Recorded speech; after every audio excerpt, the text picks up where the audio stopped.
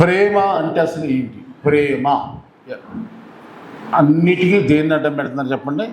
ప్రతిదానికి ప్రేమ అనే మాటే వాడుతున్నారు.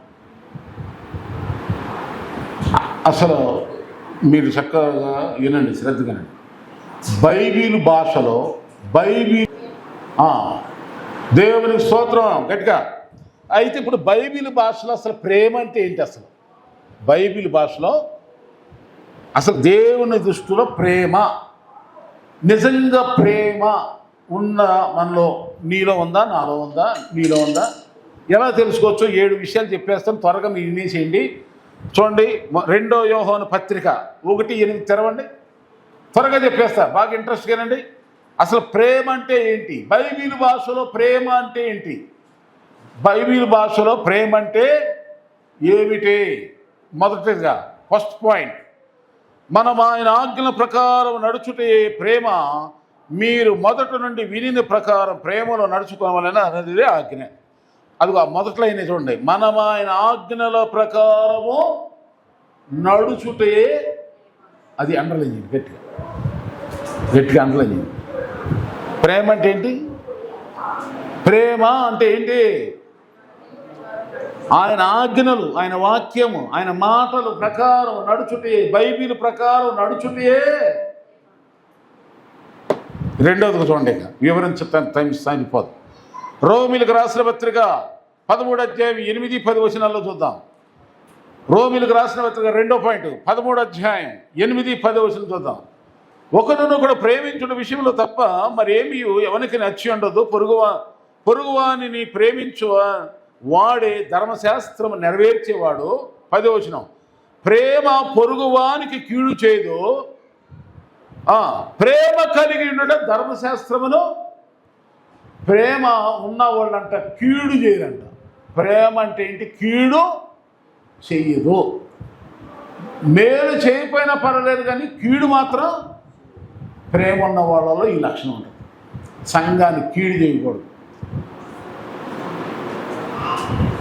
నీ పొరుగు వారికి, నీ సొంత వాళ్ళకి ఎట్లా కీడు చేయవు, నీ ఇంట్లోకి చేయవు, కానీ నీ పొరుగు వారికి కూడా కీడు చేయమాక. అదే ప్రేమ అంటే. నిజంగా ప్రేమ ఉన్న వాళ్ళు ప్రేమ అంటే. 3వది చెప్తున్నా చూడండి.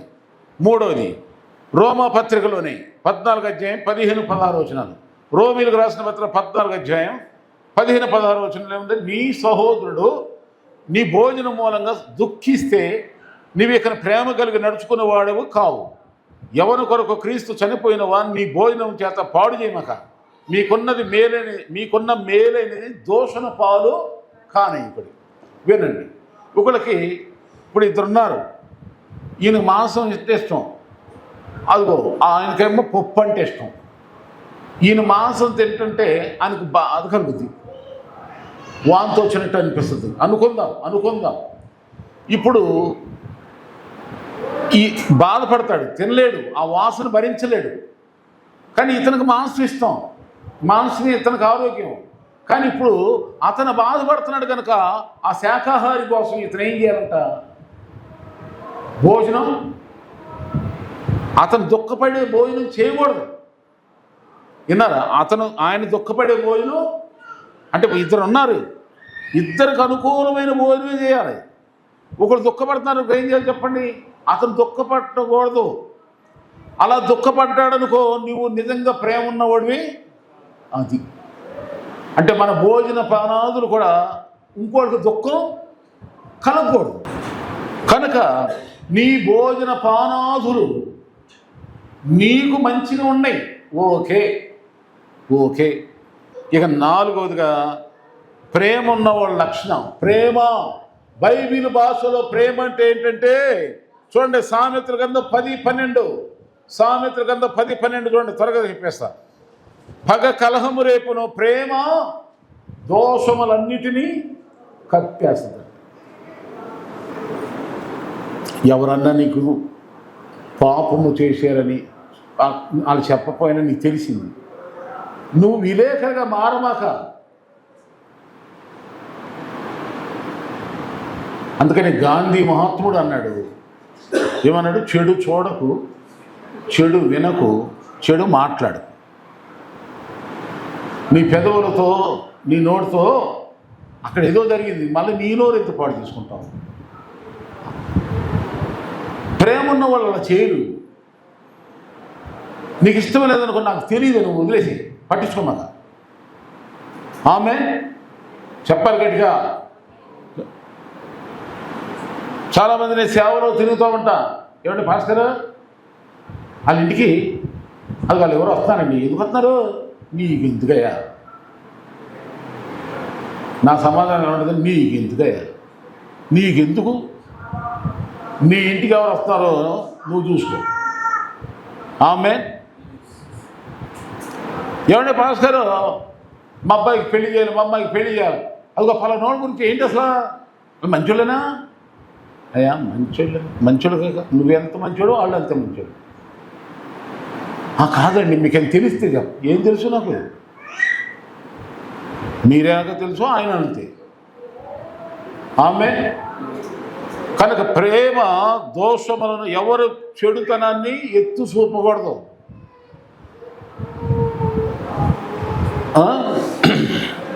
లోకంలో అందరూ పాపులే, అందరూ అలాంటి వాళ్ళు ఇలాంటి వాళ్ళు అని ఇప్పుడు ఎంచుకుని నేనేదో మన మీద గొప్ప అనుకోమాకండి. పరిసయ్యులకు ప్రార్థన చేయమకండి. ప్రభువా నన్ను కనికరించు నాయన, నన్ను కనికరించయ్యా, నన్ను కనికరించయ్యా, నన్ను కాపాడయ్యా, నన్ను దీవించు నాయనా.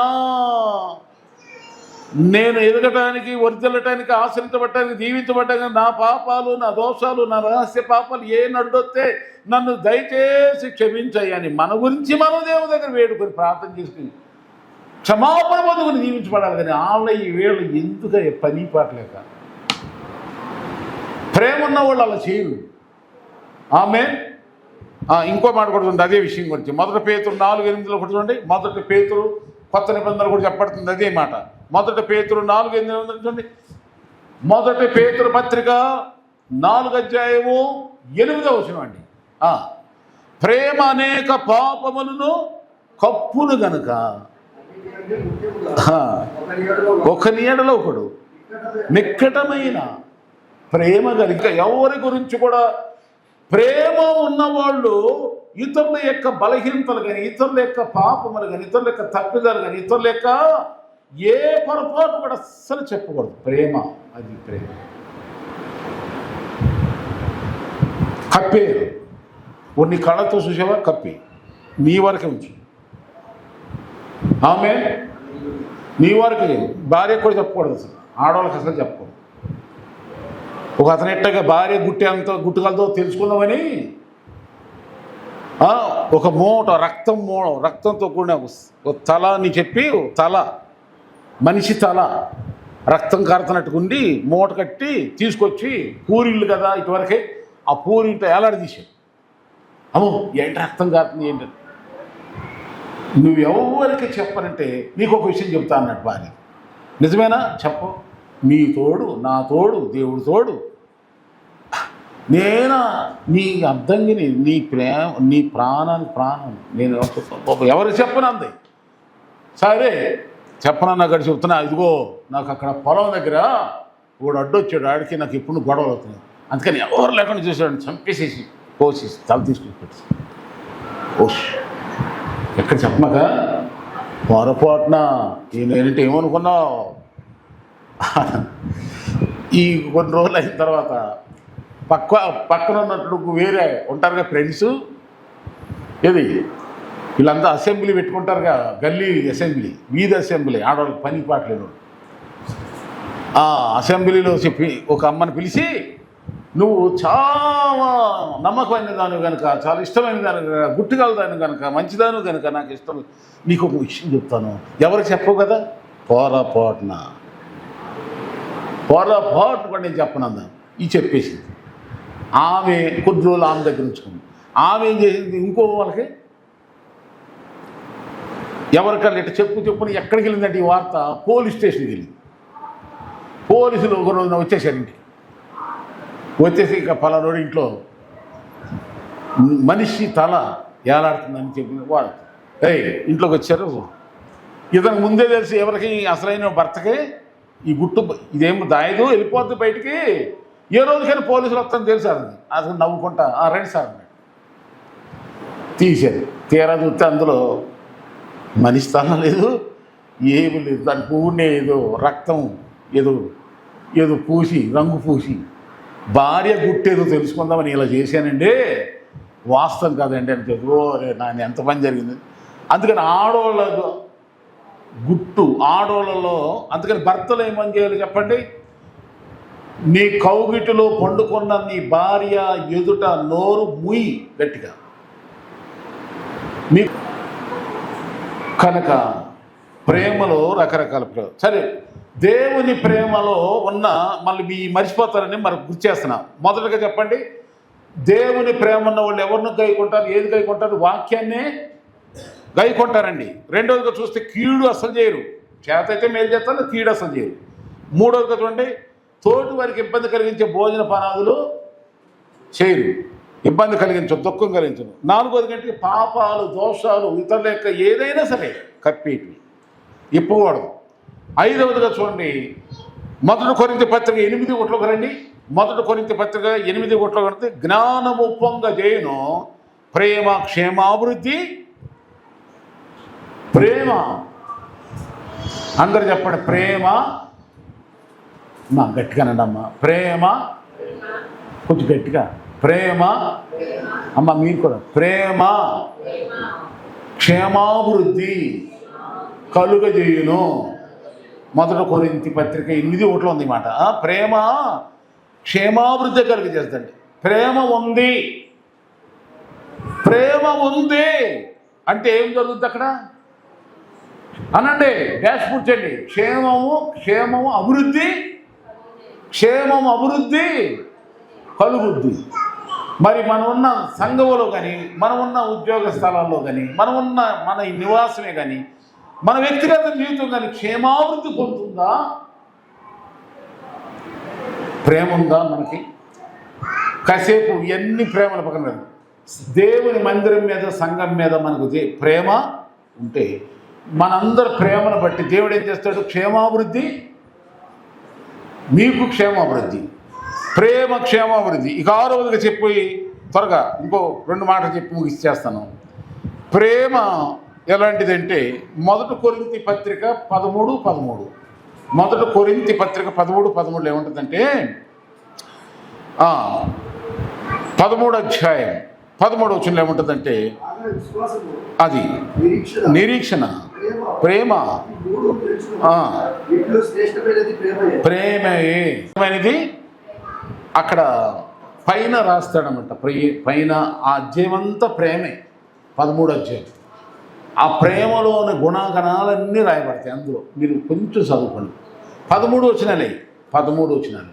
ప్రేమ అంటే ఇలా ఉంటుంది, దేవుని ప్రేమ. అందరు ప్రయోజనాలు ఆశిస్తుంది, అందరు మేలు కోరుకుంటుంది. అందుకని ఎంత విశ్వాసం నీకున్నా, ఏమండి, ఎంత నిరీక్షణ నీకున్న విశ్వాసం ఉన్నా, ప్రేమ అనేది చాలా సరే. ఇక చివరిగా 7వదిగా చెప్పి ముగిస్తాను చూడండి. ప్రేమ ఎలాంటిది? దేవుని ప్రేమ. నిజంగా ప్రేమ ఉంటే పరమగీతం 8:9, పరమగీతం 8:9, ప్రేమ మరణమంతా బలవంతమైందంట. ప్రేమ ఉన్న వాళ్ళు ఎలా ఉంటారంటే చెప్పండి, సావుకైనా తెగిస్తారు. దానికి అనుబంధమైన ఇంకో వచనం చదువుదాం. 1 యోహాను పత్రిక 3:16. 1 యోహాను రాసిన పత్రిక 3:16. అక్కడ ఏముంటుందంటే, ఆయన మన నిమిత్తం తన ప్రాణము పెట్టిన కనుక దీని వల్ల ప్రేమ ఎట్టిదని తెలుసుకొనిచున్నాం. మనము కూడా సహోదరుల నిమిత్తం మన ప్రాణము పెట్టబద్దులమైన, ప్రాణం పెట్టేంత ప్రేమ. అమ్మా, దేవుడు మేము అందరం జీవించగాక. సమయం ఎక్కువైంది కనుక ముగిచ్చేస్తున్నాం. ఈ 7 గుణాలు ఉన్నాయే ప్రేమ అంటే. అది బైబిల్ భాషలో ప్రేమ అంటే ఏంటో ఈ 7 మాటలు మరలా ధ్యానించండి. మీరు ఒకవేళ చదవలేని వారైతే మన మెస్సేజ్ స్వరాన్ని యూట్యూబ్ ఛానల్లో మళ్ళీ వినండి, అందరికి షేర్ చేయండి. బైబిల్ భాషలో ప్రేమ అంటే ఏంటి, బైబిల్ చెప్పే ప్రేమ అంటే ఎలా ఉంటుంది, చాలా విషయాలు ఉన్నాయి. 7 విషయాలు మీ ముందంటే. దేవుడు మీ అందరిని దీవించి ఆశ్రయించును గాక.